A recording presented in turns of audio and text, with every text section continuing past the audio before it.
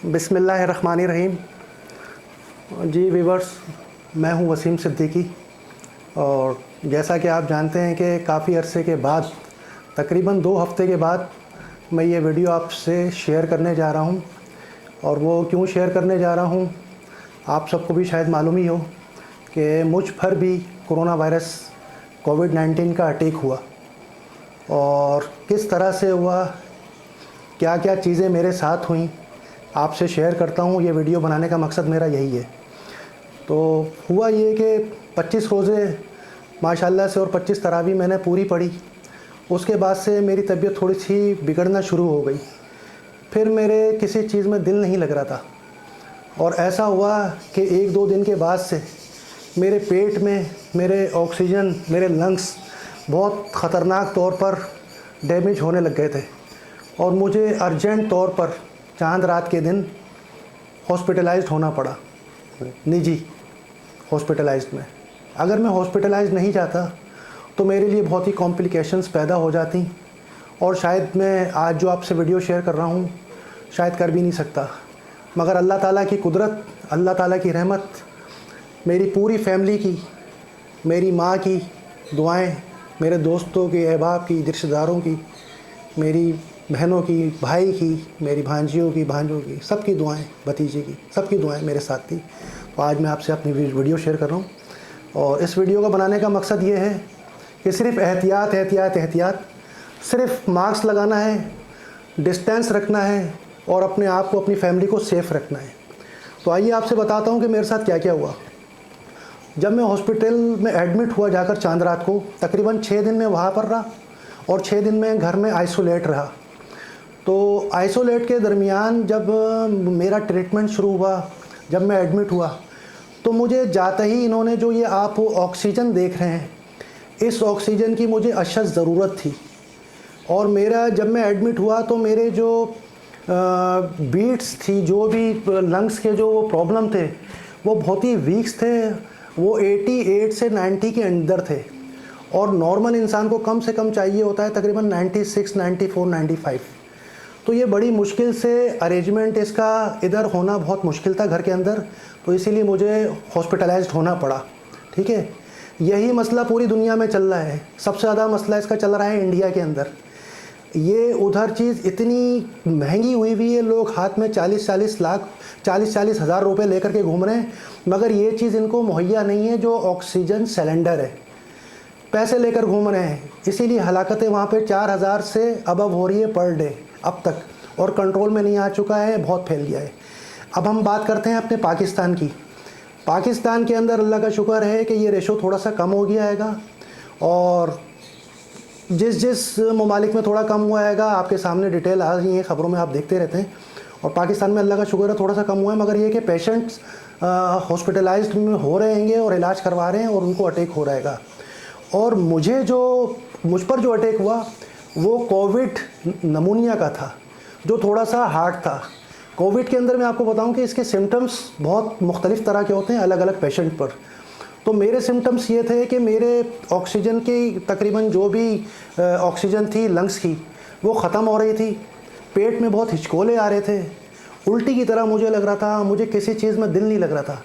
तो जाहिर सी बात है मुझे भी हॉस्पिटलाइज्ड होना पड़ा, रहना पड़ा। ट्रीटमेंट मेरा हुआ माशाल्लाह से, वहाँ के काबिल डॉक्टर ने बहुत अच्छा ट्रीटमेंट किया। मुझे 6 इंजेक्शंस भी लगे इसके कोविड के। ठीक है, 6 इंजेक्शन लगे मुझे कोविड के, ड्रिप्स पे ड्रिप्स लगी। मेरे सीने का, चेस्ट का हर रोज़ 6 दिन इन्होंने एक्सरे लिया। उसके बाद से CBC के 6-7 दफ़ा खून निकाले और यूरिन मेरे टेस्ट हुए मेरे। उसके अलावा शुगर थोड़ी सी बढ़ गई दवाइयाँ खा कर, दवाइयाँ खाई मैंने।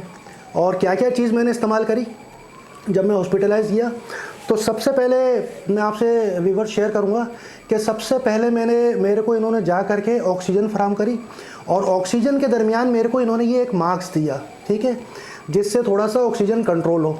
तो ये मास्क मैं ऐसे करके लगाता था, ठीक है, ये करके लगाता था।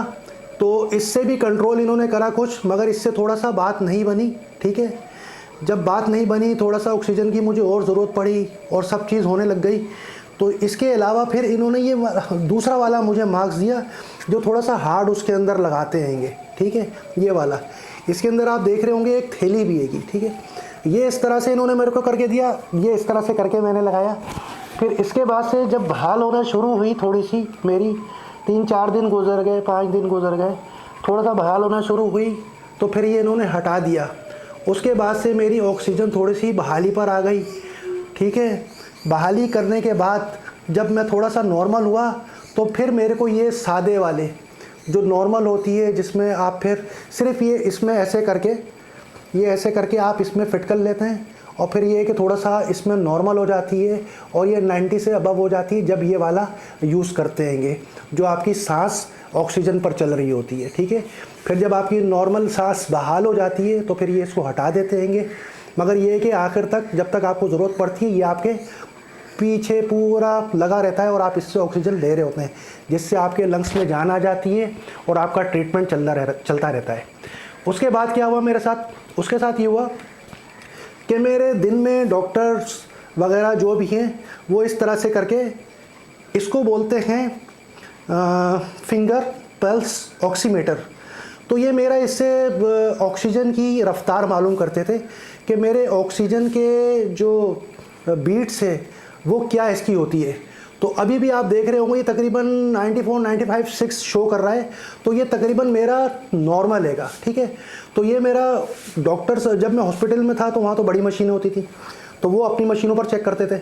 मगर यहाँ मेरा घर में भी मैंने एक ले लिया था अपना, मैंने मंगवा लिया था पूछ करके।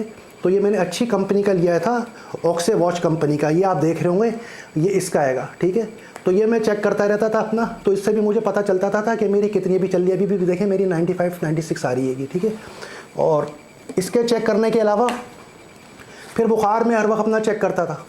बुखार चेक करने के अलावा आप देख सकते हैं कि ये एक स्टीम मशीन है। स्टीम मशीन भी मैंने मंगवा ली अपने लिए, और इसकी डॉक्टरों ने लाजमी बताया है कि दिन में 1 से 2 दफ़ा आपको स्टीम भी लेना है। वो ये करना है कि इसके अंदर थोड़ा पानी डालना है, लौंग के कुछ दाने डालने, और इसको प्लग पे लगा करके ये चार्ज हो जाता है इलेक्ट्रिक।